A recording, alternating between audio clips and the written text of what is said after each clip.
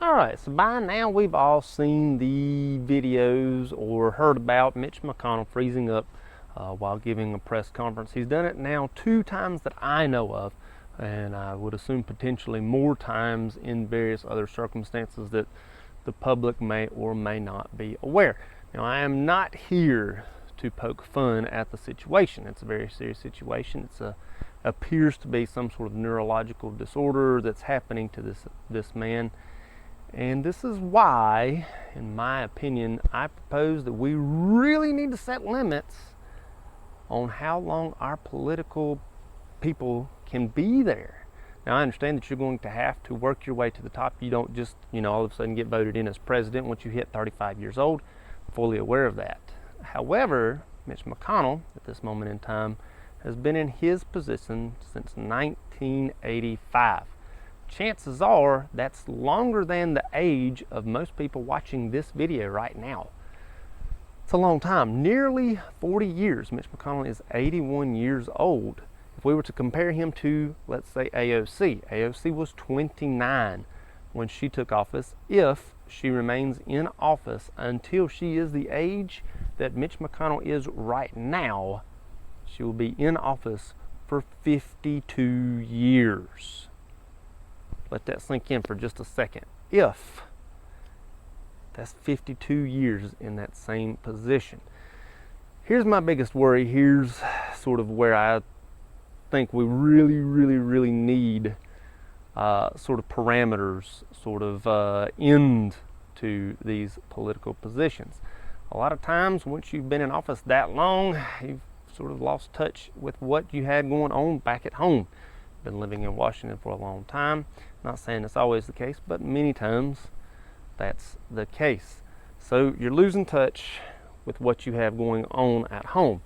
2, let's do the biggest concern and sort of why I'm making this video, the medical concerns about this. Mitch McConnell has now frozen up, like I said, 2 times that we know of. Imagine, if you will, he was a heavy machine operator, heavy equipment operator, and froze up for roughly 20 seconds as he's operating a heavy machine. Or imagine that he's a truck driver or a bus driver who freezes up for 20 seconds like that. These career paths require physicals. They do. They require DOT physicals, at least here locally.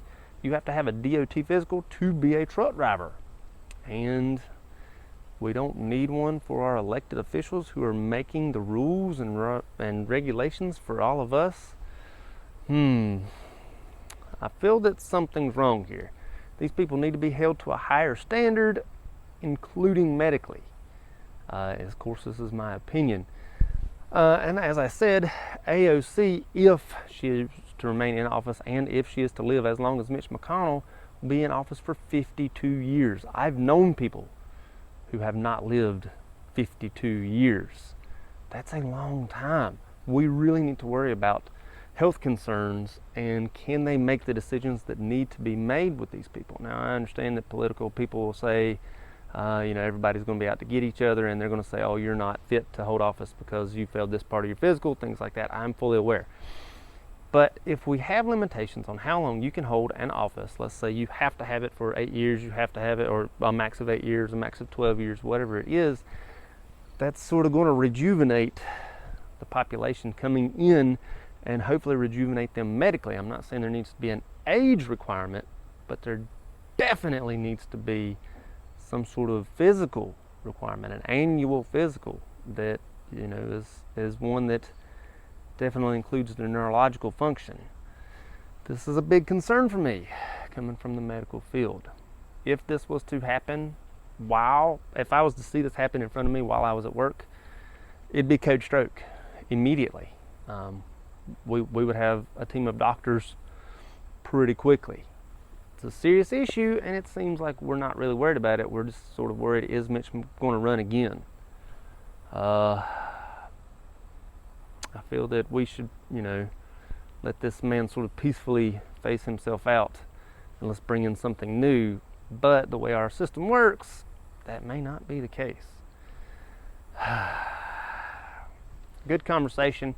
Hope everybody has points down below. Let me know, is it medically, should we have a medical physical for our senators and our presidents and our congressmen and our elected officials?